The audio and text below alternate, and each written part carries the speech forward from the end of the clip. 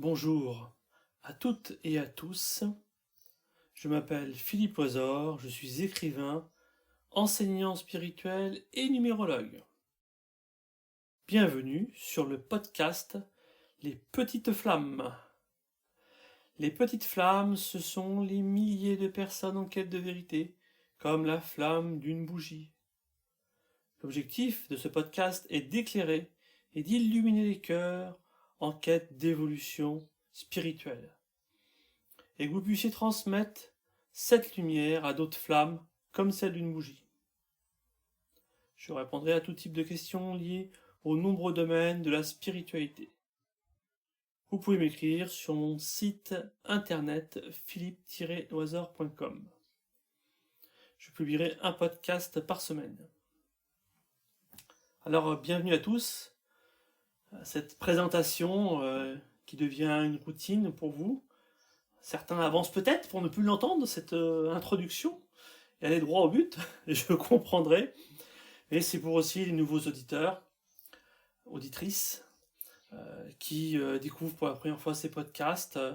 C'est pour rappeler sans cesse que l'objectif de ces podcasts, c'est de vous transmettre ce que j'ai vécu, car il s'agit bien de vécu, essentiellement.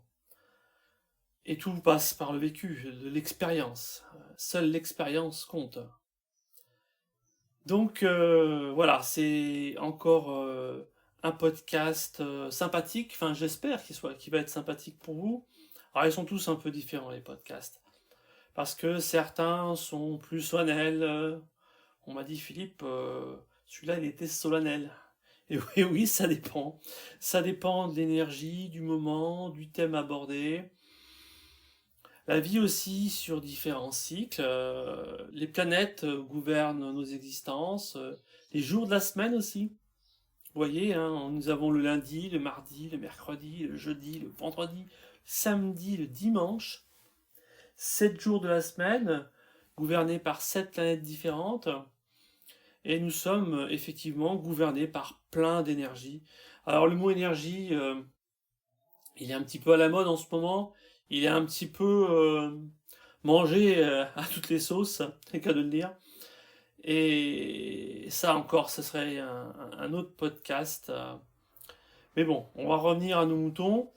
Et à ce sujet aujourd'hui, on m'a redemandé, on m'a redemandé un podcast sur les technocrates. Suite au succès du podcast sur les technocrates, eh ben j'ai plein de remarques. On pourrait rire encore sur ce mode de pensée faux. Les technocrates. Et oui, c'est un sujet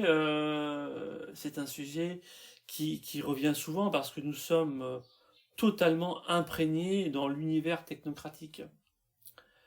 Les technocrates gouvernent nos existences. C'est vrai que on me pose des questions sur les technocrates. Le sujet des technocrates revient tout le temps. Alors je vous avais fait rire un peu avec Coluche, qui lui-même s'était approprié le sujet.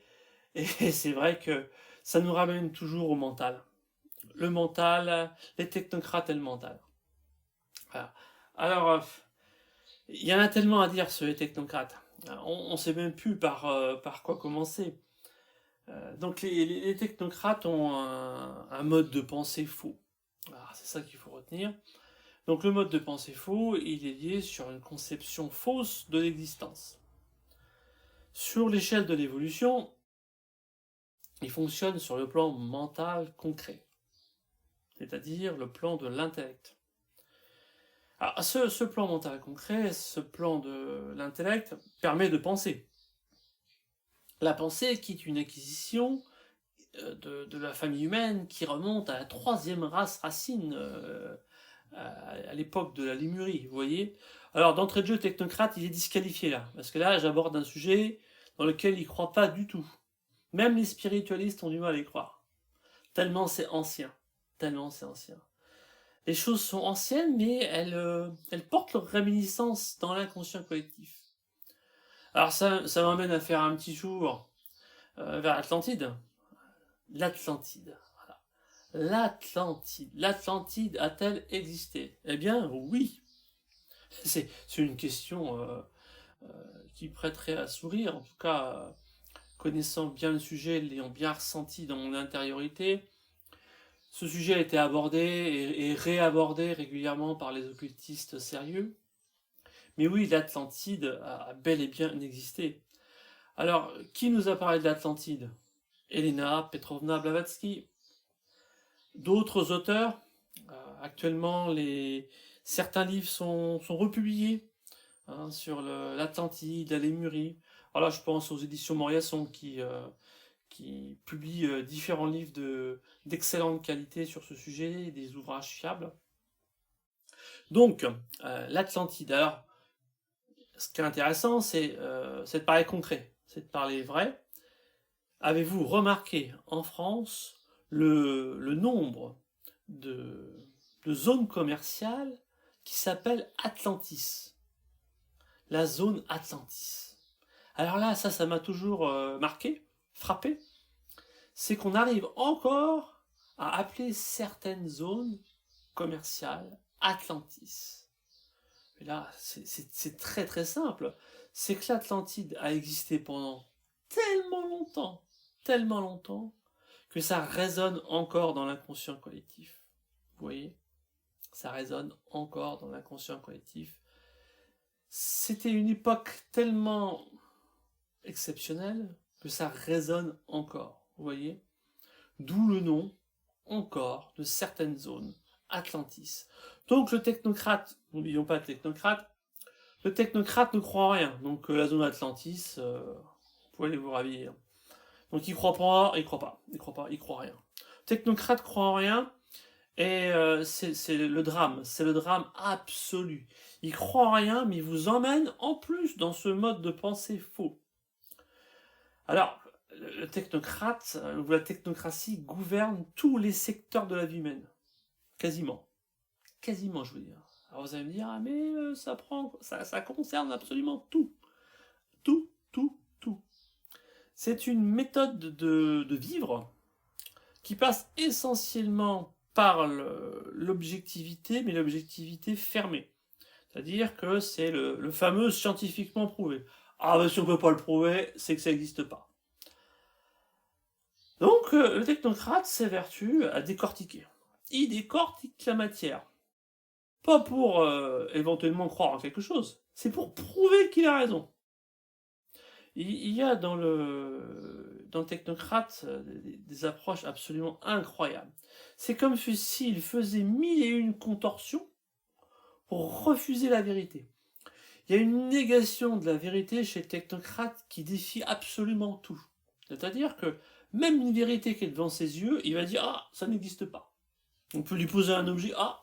D'ailleurs, on est dans ce mode de fonctionnement actuellement, en France et dans le monde, où des phénomènes, où des événements sont constatés par des journalistes, X ou Y. Ah bah il s'est passé ça. Ah bah non, il n'y a rien eu. Ah non, ça n'existe pas. Non, il ne s'est rien passé, renvoyez l'affaire, tout va bien. Donc, c'est cette négation, c'est l'esprit de négation, et le pire, j'aurais pu faire un lapsus, ce qui leur manque, c'est l'esprit d'abnégation. Vous voyez, c'est l'abnégation. Voilà. Ils sont toujours dans un orgueil livresque. Un orgueil livresque épouvantable, où ils justifient tout le temps la négation. Donc il ne croit en rien. Il croit en rien et il amène tout le monde avec lui. Alors vraiment tout le monde. C'est-à-dire que là, on a par exemple le point fort de la technocratie, par exemple, c'est la science académique. La science académique a dit que. Alors, si la science académique a dit que, c'est la vérité absolue. Vous voyez?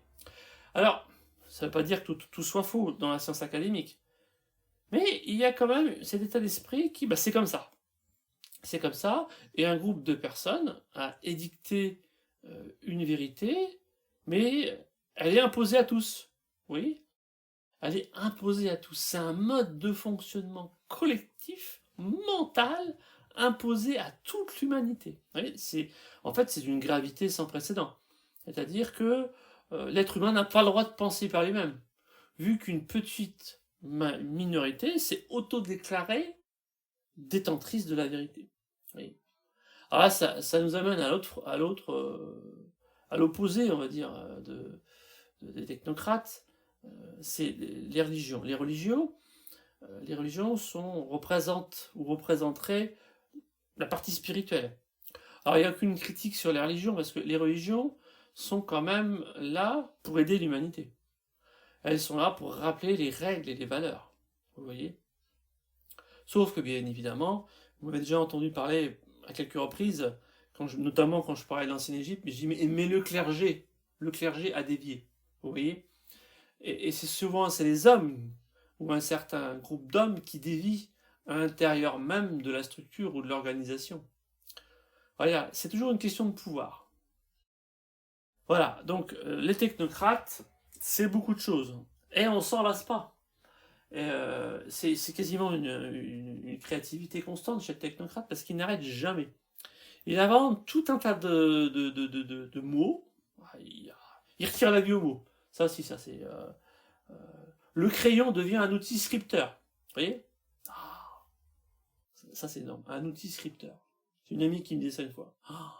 Alors moi, quand j'ai été à la fac, j'ai vu que le crayon était devenu outil scripteur. Outil scripteur. Voilà. Ma fille, à l'école, elle n'écrit plus. Elle laisse des traces écrites. Des traces écrites. Ah, mais ça, c'est exceptionnel aussi. C'est le pouvoir. Les technocrates enlèvent toute vie. C'est simple, c'est pas compliqué, il n'y a plus de vie. Ils aseptisent. Une fois, j'ai même vu une émission. Alors, c'était dans un... Ils aiment bien faire des réformes, les technocrates. Ils aiment bien réformer. C'est surtout à leur avantage, hein. C'est jamais pour les autres. Hein. Égoïsme, tout le temps. Égoïsme, H24, c'est le technocrate. Donc, j'en entends déjà rire. Il va me dire, celui-là, il ressemble presque à Coluche. Non, mais non, je suis pas Coluche. Mais c'est vrai que j'ai beaucoup aimé. Mais il y en a d'autres hein, qui sont aussi bons que Coluche. Hein. Il y a une nouvelle génération qui monte là et qui pousse fort. Et qu'est-ce que je disais Ah oui, j'en entendais un qui avait mené une grosse réforme dans une administration publique, dont on taira le nom. Et il avait sorti une formule assez exceptionnelle. Et il avait dit à sa supérieure, ou à ses supérieurs, le processus d'étiage est à son maximum. Déjà, il faut y aller là. Le processus d'étiage est arrivé à son maximum. À son maximum. Alors là, allez-y, là. L'étiage, je me suis dit, alors là, stop. Je fais une pause, je vais voir ce que c'est. Ah là, mais c'est lié au monde de tout ce qui est lié à l'eau, en fait. Et en fait, l'étiage, c'est quand on assèche au maximum les choses. Voilà. Donc, les technocrates, ils disent pas, on va virer tout le monde, il restera plus rien. Tout le monde est sur le carreau. Non, non. Le processus d'étiage est arrivé à son maximum. Ça veut dire que on a pompé, siphonné tout ce qu'on pouvait siphonner. Voilà. Les cadres ont bien été le citron bien pressé au maximum. Voilà, on était au maximum. On avait des économies partout, on pouvait faire des économies. Le processus d'étiage est arrivé à son maximum. Voilà un exemple du technocrate. Vous voyez, c'est ça. Le technocrate, c'est vide. Ne cherchez pas la vie, il n'y a pas de vie. Alors vous allez me dire, monsieur Loisor, qu'est-ce qu'on fait avec ça ? Bah, ça va pas être facile, les amis. Là, ça va pas être facile. Parce que ça nécessite de revoir son approche de l'existence. Revoir l'approche de l'existence, c'est vraiment primordial. Il y a tellement de choses à dire que moi-même, je ne sais pas par quel bout le prendre. Bon, en tout cas, j'ai commencé, c'est le principal. Il manque beaucoup d'amour chez les technocrates. Il manque de la sagesse, il manque de l'ouverture d'esprit. Et ça, c'est une véritable calamité. C'est que il est parti sur des objectifs faux. Alors, ça nous ramène toujours aussi à cette histoire d'égrégore, parce que les technocrates, ils croient en rien, mais ça n'empêche pas les lois d'exister. Parce que c'est pas parce qu'on croit pas en une chose qu'elle n'existe pas. Les principes universels, ils existent. Voilà. Pour reprendre l'expression bien connue de, hélas, hein, quand on dit qu'un aveugle n'a jamais vu le soleil, et pourtant ça n'empêche pas le soleil d'exister, ben voilà, c'est effectivement le soleil existe. Le soleil, l'amour, la sagesse. L'être humain regarde vers le bas. Technocrate, il regarde vers le bas. Mais ça nous ramène aussi à cette histoire de subconscient. Et c'est là que les choses se compliquent. C'est qu'en fait, dans la structure humaine, le subconscient, c'est cette partie de l'être qui, via la pensée, accomplit et réalise ses objectifs. Donc, l'être humain utilise ses capacités mentales, psychiques, inconsciemment, mais pour faire des mauvaises choses. Parce que l'être humain a le libre arbitre. Enfin, et on espère qu'il va encore l'avoir un bout de temps. Parce qu'avec ce qui se profile en termes de technologie, on peut se poser des questions. Parce que là, avec le problème des technocrates, c'est qu'ils ont une emprise sur l'humanité avec des objectifs faux. Vu que l'objectif c'est d'évoluer, eux ils évoluent pas. Ils resserrent les taux en fait. Ils resserrent les taux. Ils ferment, ils ferment. Par exemple, l'IA, ça va renfermer l'humanité. Les humains vont penser de moins en moins, parce que tout va être automatisé, donc l'être humain ne saura plus réfléchir par lui-même. Déjà que c'était pas brillant avant, mais alors là, il va réfléchir de moins en moins. Même les technocrates, on va dire, intelligents. Parce que là, vous comprenez bien que je fais de l'humour quand même. Il y a aussi des gens qui sont technocrates, mais il y a plusieurs degrés dans la technocratie. Tout le monde n'adhère pas à 100% à ce mode de pensée faux. Vous voyez? Donc, voilà. On a déjà avancé dans ce podcast sur les technocrates. Les technocrates, ils enlèvent la vie, ils enlèvent la joie, ils enlèvent l'amour et ils remplacent par du froid. Du froid, du glacial, du sans-vie. Voilà. Donc, ils automatisent et ils ferment toutes les portes. Voilà, la joie, hop, refusé. Le bonheur, ah, refusé. Voilà, y a rien. Y a rien. Et même pire que ça, c'est ils l'imposent. Le problème, c'est qu'ils imposent cette manière de penser comme si c'était du vrai. Comme s'ils savaient. J'allais faire de l'humour. Comme s'ils savaient. Ils parlent comme s'ils savaient quelque chose. L'univers est immense. La Terre a porté les plus grands sages. Mais comme on ne les écoute pas, les sages, en fait. On n'écoute pas les sages qui sont venus depuis des milliers d'années. Voilà. Depuis Pythagore, on n'a retenu que le théorème. Voilà. Qui parle les écoles de la sagesse de Pythagore, bah non, ça c'est foutu là. Voilà. Donc, et j'avais aussi les technocrates, ils pensent à eux. Hein. C'est vraiment moi je les appelle les hommes au cœur fermé ou les femmes au cœur fermé parce que voilà, il n'y a aucune vie. Hein, voilà. Je vous l'ai répété plein de fois, il n'y a pas de vie. Il n'y a pas de vie et ils sont suffisants, ils sont prétentieux, ils se remettent vraiment pas en question. Ils sont persuadés. Alors, ils gobent tout cru tout ce que les générations de technocrates ont pondu avant eux. Voilà, c'est comme la poule qui pond des œufs. Technocrate, il pond beaucoup. Il pond beaucoup de règles. Les règles, il adore les règles. Et il adore les règles, il adore les textes, et il les impose comme des vérités. Alors, il n'y a pas vraiment de valeur morale avec les technocrates, si c'est que c'est leur morale. Alors, ce qui est assez intéressant dans le monde de la technocratie, c'est que c'est son rapport au bien, son rapport à la morale. Et sur cette terre, il y a un truc qui cloche avec ça.